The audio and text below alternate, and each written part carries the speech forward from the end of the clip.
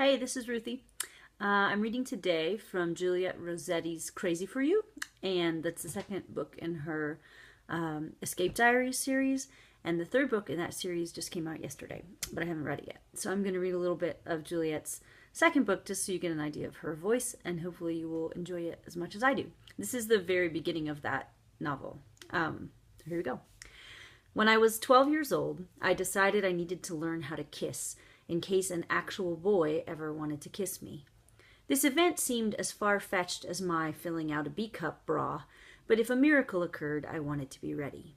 I worried that when the crucial moment came, I'd close my eyes, miss the boy's lips, and end up slobbering in his ear. I'd heard stories about girls who got their braces locked with the boy's braces or bonked the boy's forehead and knocked him out. Flubbing my first kiss would make me the laughingstock of my entire school and force me to spend the rest of my life as a nun. My best friend, Gloria Dinkmeyer, and I decided to practice kissing. We started by kissing the insides of our elbows, but then Gloria would make these gross slurping noises that made me laugh so hard I snorted snot out my nose. So we switched to thumb kissing, which is where you jam your thumbs together and wiggle them to simulate puckering lips. Unfortunately, this felt like kissing corpse lips, so we abandoned thumb kissing too. Then Gloria hit on the idea of using her 10-year-old cousin Bobby as a guinea pig. He agreed to let us practice on him in exchange for Wacky Pack's trading cards. We made Bobby stand on top of a hassock so he was our height and took turns smooching him. Bobby was kind of cute, and if you disregarded the fact that he smelled like dirt, the kissing was pretty nice. Which all goes to prove that I have nothing against younger men as kissing partners, but you have to draw the line.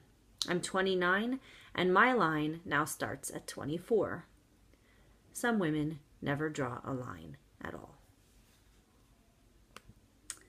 Chapter 1. Rhonda Cromwell was the kind of woman that gives cougars a bad name. She broke up marriages, seduced door-to-door missionaries, and sunbathed nude in her front yard, causing neighborhood guys to run their lawnmowers up trees, neighborhood mothers to lock their teenage sons in their rooms, and the local camping goods store to stock more binoculars. Botoxed, liposuctioned, and siliconed to whatever bodily perfection is possible at age 45, she trolled campuses for fraternity boys, hung out at singles bars, and hooked up with hot young hunks she met on internet dating sites. She carried on her predations at the office, too, slinking around in bustiers under blazers, screw-me heels, and miniskirts so many that when she put her feet up on her desk, you could read the brand label on her thong. Young male employees were afraid to bend over the water fountain. Female employees fantasized about strangling Rhonda with her own Spanx fanny-lifting leggings. Rhonda was smart, hardworking, and ambitious. She was also vain, greedy, and malicious. She was my boss. She was the owner and CEO of Cromwell Research Services, which sounds like the kind of business that crunches numbers, runs rats through mazes, or test markets new brands of cheese spread, but its name is misleading. CRS is a spying operation. It sends mystery shoppers out into America's malls and mini-marts to rat out rude employees, crummy food, and toilet paper stacked in towering piles ready to fall on your head when you squeeze the Charmin. I'm one of those spies. My name is Maisie McGuire. I'm still pretty much the same insecure 12-year-old who worried about kissing, except now my acne has cleared up, I've achieved a B-cup bra size, and I've kissed quite a few males. My real name is Margarita, a legacy from my Italian grandmother who also handed down her dark brown hair and ability to sing on key. My blue eyes, freckles, and small frame are from the Maguires, an Irish clan rumored to be descended from leprechauns.